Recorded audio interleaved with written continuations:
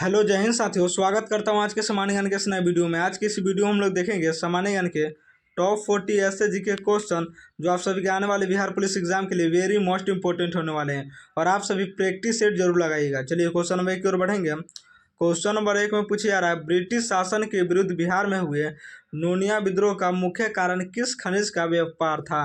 British शासन के विरुद्ध बिहार में हुए नोनिया विद्रोह का मुख्य कारण किस खनिज का व्यापार था। तो याद रखना है किस खनिज का व्यापार था, सोडा का। क्वेश्चन नंबर 1 का सी बिल्कुल सही जवाब हो जाएगा। चलिए क्वेश्चन नंबर 2 की ओर बढ़ेंगे। क्वेश्चन नंबर 2 में पूछा जा रहा है, वह कौन सा सिद्धांत है जो बताता है कि किसी परमाणु के एक ही कक्षक में रहने वाले दो इलेक्ट्रॉन का चक्रण विपरीत होता है। वह कौन सा सिद्धांत है जो बताता है कि किसी परमाणु के एक ही कक्षक में रहने वाले दो इलेक्ट्रॉनों का चक्रण विपरीत होता है। किसका चक्रण विपरीत होता है, तो याद रखना है आप सभी को पाउली का अपवर्जन सिद्धांत। पाउली का अपवर्जन सिद्धांत वह कौन सा सिद्धांत है जो बताता है परमाणु के एक ही कक्षक वाले दो इलेक्ट्रॉनों का चक्रण जो होता है विपरीत होता है। तो विपरीत चक्रण किसका होता है, पाउली का अपवर्जन सिद्धांत। क्वेश्चन नंबर 2 का बी बिल्कुल सही जवाब हो जाएगा, पाउली का अपवर्जन सिद्धांत। चलिए क्वेश्चन नंबर 3 की ओर बढ़ेंगे। क्वेश्चन नंबर 3 में पूछा जा रहा है, संविधान के किस अनुच्छेद के अंतर्गत राज्यों के लिए अधिवक्ता की नियुक्ति का प्रावधान है।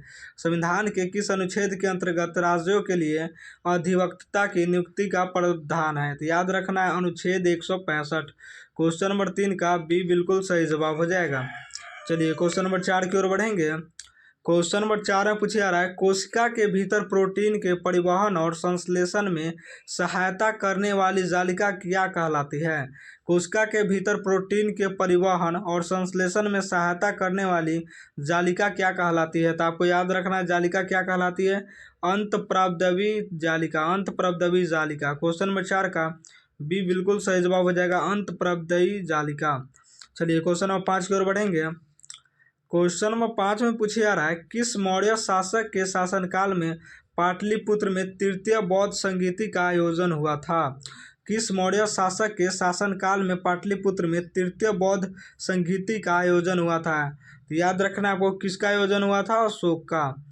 तृतीय बौद्ध संगीति का आयोजन हुआ था अशोक का। क्वेश्चन नंबर 5 का सी बिल्कुल सही जवाब हो जाएगा।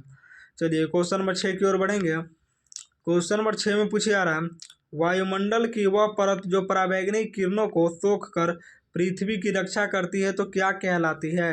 वायुमंडल की वह परत जो पराबैंगनी किरणों को सोख कर पृथ्वी की रक्षा करती है क्या कहलाती है। तो याद रखना है ओजोन मंडल कहलाती है। क्वेश्चन नंबर 6 का भी बिल्कुल सही जवाब हो जाएगा, ओजोन मंडल। चलिए क्वेश्चन नंबर 7 की ओर बढ़ेंगे। क्वेश्चन नंबर 7 में पूछा जा रहा है, लोहे पर जंग लगने की प्रक्रिया में लोहे क्या होता है। लोहे पर जंग लगने की प्रक्रिया में लोहे का क्या होता है।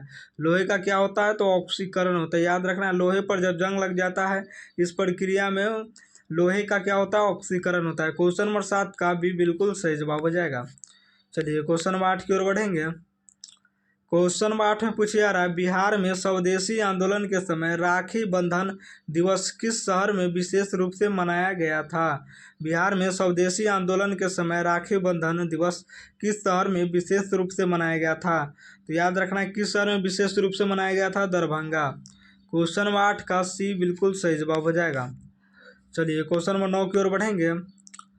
क्वेश्चन नंबर 9 में पूछा जा रहा है, भारतीय संविधान की कौन सी अनुसूची नगर पालिकाओं की शक्तियाँ और उत्तरदायित्वों से संबंधित है। भारतीय संविधान की कौन सी अनुसूची नगर पालिकाओं की शक्तियाँ और उत्तरदायित्वों से संबंधित है। तो याद रखना है 12वीं अनुसूची। क्वेश्चन नंबर 9 का सी बिल्कुल सही जवाब हो जाएगा, 12वीं अनुसूची। चलिए क्वेश्चन नंबर 10 की ओर बढ़ेंगे। क्वेश्चन नंबर 10 में पूछा जा रहा है, मनुष्य के कान के आंतरिक भाग में ध्वनि तरंगों को विद्युत संकेतों में कौन बदलता है। मनुष्य के कान के आंतरिक भाग में ध्वनि तरंगों को विद्युत के संकेतों में कौन बदलता है। तो याद रखना है कर्णवार्त कोकिलिया, कर्णवात कोकिलिया। क्वेश्चन नंबर 10 का भी बिल्कुल सही जवाब हो जाएगा। चलिए क्वेश्चन नंबर 11 की ओर बढ़ेंगे। क्वेश्चन नंबर 11 में पूछा जा रहा है, वर्ष 1942 के आंदोलन के दौरान जयप्रकाश नारायण को किस जेल में रखा गया था जहां से वे फरार हो गए थे। वर्ष 1942 के आंदोलन के दौरान जयप्रकाश नारायण को किस जेल में रखा गया था जहां से वे फरार हो गए थे। तो याद रखना आपको किस जेल में रखा गया था, हजारीबाग जेल में। क्वेश्चन नंबर 11 का सी बिल्कुल सही जवाब हो जाएगा। चलिए क्वेश्चन नंबर 12 की ओर बढ़ेंगे। क्वेश्चन नंबर 12 में पूछा जा रहा है, प्रकाश का वह गुण क्या कहलाता है जिसके कारण वह किनारों पर थोड़ा मुड़ जाता है। प्रकाश का वह गुण क्या कहलाता है जिसके कारण वह किनारों पर थोड़ा मुड़ जाता है। तो याद रखना है, विवर्तन कहलाता है। क्वेश्चन नंबर 12 का सी बिल्कुल सही जवाब हो जाएगा। चलिए क्वेश्चन नंबर 13 की ओर बढ़ेंगे।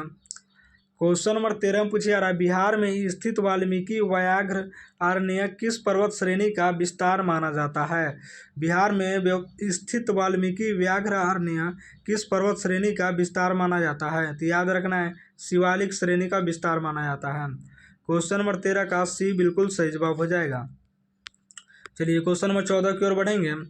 क्वेश्चन नंबर 14 में पूछा जा रहा है, वह पदार्थ जो किसी रासायनिक अभिक्रिया की दर को बढ़ा देता है किंतु स्वयं अपवर्तित रहता है क्या कहलाता है। वह पदार्थ जो किसी रासायनिक अभिक्रिया की दर को क्या करता है, बढ़ा देता है, किंतु स्वयं जो अपवर्तित रहता है तो क्या कहलाता है। याद रखना, उत्प्रेरक कहलाता है। क्वेश्चन नंबर 14 का बी बिल्कुल सही जवाब हो जाएगा, उत्प्रेरक। चलिए क्वेश्चन नंबर 15 की ओर बढ़ेंगे।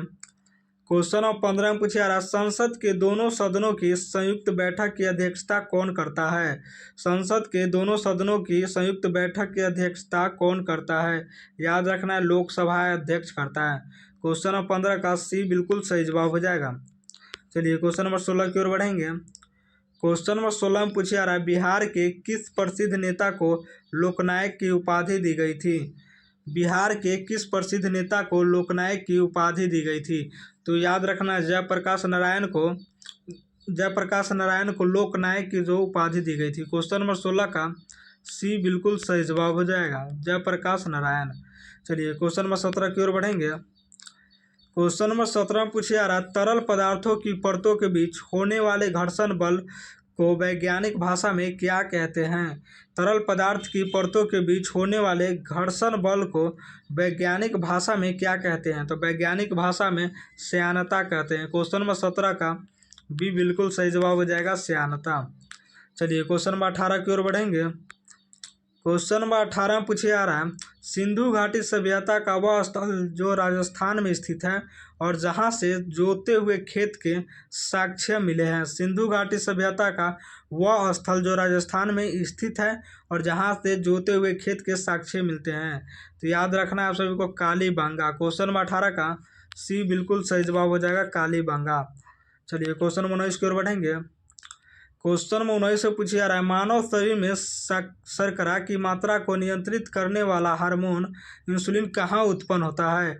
मानव शरीर में शर्करा की मात्रा को नियंत्रित करने वाला हार्मोन इंसुलिन कहाँ उत्पन्न होता है। तो याद रखना है, कहाँ उत्पन्न होता है, अग्नाशय में। अग्नाशय याद रखना है। क्वेश्चन 19 का बी बिल्कुल सही जवाब हो जाएगा। चलिए क्वेश्चन नंबर 20 की ओर बढ़ेंगे। क्वेश्चन नंबर 20 से पूछा जा रहा है, भारतीय संविधान में मौलिक कर्तव्यों को किस समिति की सिफारिश पर जोड़ा गया था। भारतीय संविधान में मौलिक कर्तव्यों को किस समिति की सिफारिश पर जोड़ा गया था। याद रखना है, स्वर्ण सिंह समिति के सिफारिश पर जोड़ा गया था। क्वेश्चन नंबर 20 का भी बिल्कुल सही जवाब हो जाएगा। चलिए क्वेश्चन नंबर 21 की ओर बढ़ेंगे। क्वेश्चन नंबर 21 से पूछा जा रहा है, बिहार में तिनकठिया प्रथा के विरुद्ध नील सत्याग्रह का नेतृत्व किसने किया था। बिहार में तिनकठिया प्रथा के विरुद्ध नील सत्याग्रह का नेतृत्व किसने किया था। याद रखना आप सभी को, महात्मा गांधी ने किया था। क्वेश्चन नंबर 21 का सी बिल्कुल सही जवाब हो जाएगा। चलिए क्वेश्चन नंबर 22 की ओर बढ़ेंगे। क्वेश्चन नंबर 22 से पूछा जा रहा है, ध्वनि की चाल किस माध्यम में सबसे अधिक तीव्र होती है। ध्वनि की चाल किस माध्यम में सबसे अधिक तीव्र होती है। तो याद रखना है, किस में होती है अधिक तीव्र, इस्पात, ठोस। ध्वनि की चाल किस माध्यम में सबसे अधिक तीव्र होती है, इस्पात। क्वेश्चन नंबर 22 का डी बिल्कुल सही जवाब हो जाएगा, इस्पात। चलिए क्वेश्चन नंबर 23 की ओर बढ़ेंगे।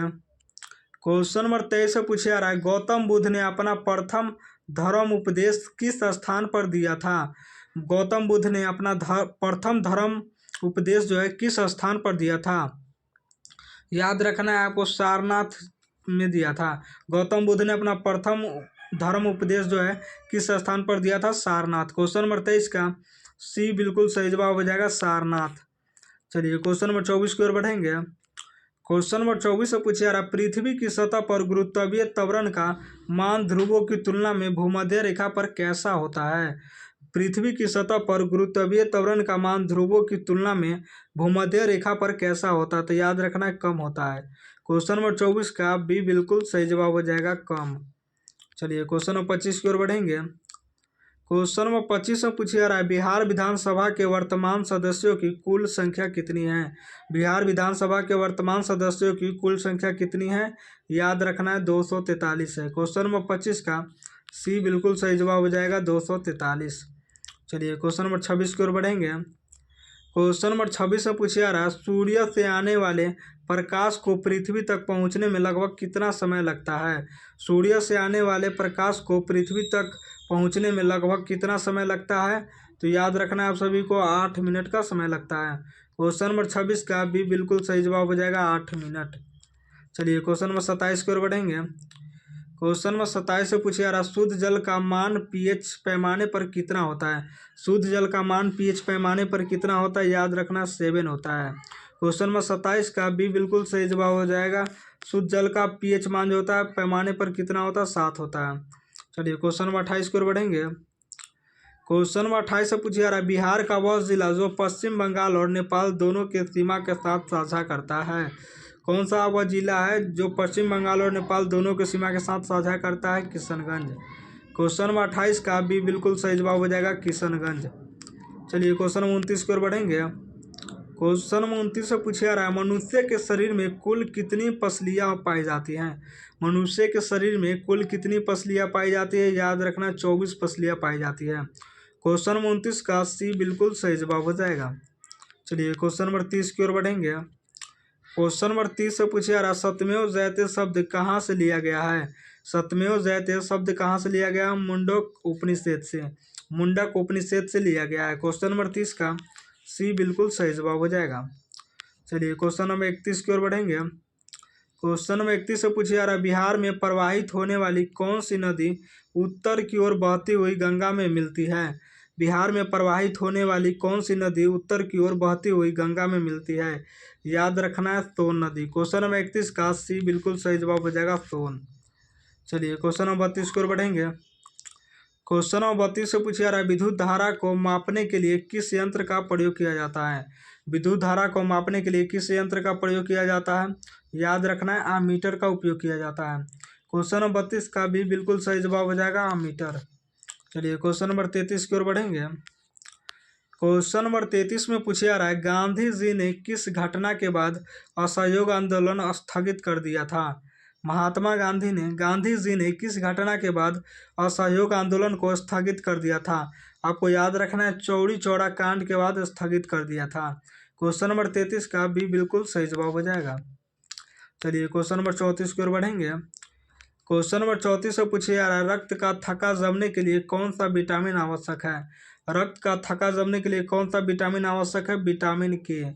क्वेश्चन नंबर 34 का सी बिल्कुल सही जवाब हो जाएगा। चलिए क्वेश्चन नंबर 35 की ओर बढ़ेंगे। क्वेश्चन नंबर 35 से पूछा जा रहा है बिहार के प्रथम मुख्यमंत्री कौन थे? बिहार के प्रथम मुख्यमंत्री श्री कृष्ण सिंह थे। क्वेश्चन नंबर 35 का ये बिल्कुल सही जवाब हो जाएगा। चलिए क्वेश्चन नंबर 36 की ओर बढ़ेंगे। क्वेश्चन नंबर 36 से पूछा जा रहा है आनुवंशिकता की मूलभूत इकाई क्या कहलाती है? आनुवंशिकता की मूलभूत इकाई जो है क्या कहलाती है? याद रखना जीन कहलाती है। क्वेश्चन नंबर 36 का बी बिल्कुल सही जवाब हो जाएगा। चलिए क्वेश्चन नंबर 37 की ओर बढ़ेंगे। क्वेश्चन नंबर 37 से पूछा जा रहा है वायुमंडल में सबसे अधिक मात्रा में पाई जाने वाली गैस कौन सी है? वायुमंडल में सबसे अधिक मात्रा में पाई जाने वाली गैस कौन सी है? याद रखना है नाइट्रोजन गैस है। क्वेश्चन नंबर 37 का बी बिल्कुल सही जवाब हो जाएगा। चलिए क्वेश्चन नंबर 38 की ओर बढ़ेंगे। क्वेश्चन नंबर 38 से पूछा जा रहा है बिहार का राजकीय पक्षी कौन सा है? तो बिहार का राजकीय पक्षी कौन सा? याद रखना है गौरैया। क्वेश्चन नंबर 38 का ये बिल्कुल सही जवाब हो जाएगा गौरैया। चलिए क्वेश्चन नंबर 39 की ओर बढ़ेंगे।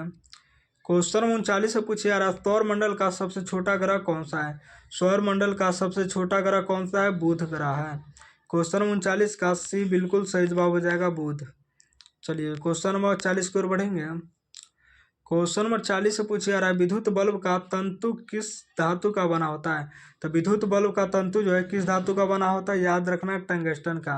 क्वेश्चन नंबर 40 का सी बिल्कुल सही जवाब हो जाएगा टंगस्टन। और 40 में से आप सभी जितना प्रश्न का उत्तर दिए हैं सही जरूर कमेंट कीजिएगा कितना 40 में से आपका सही हुआ है।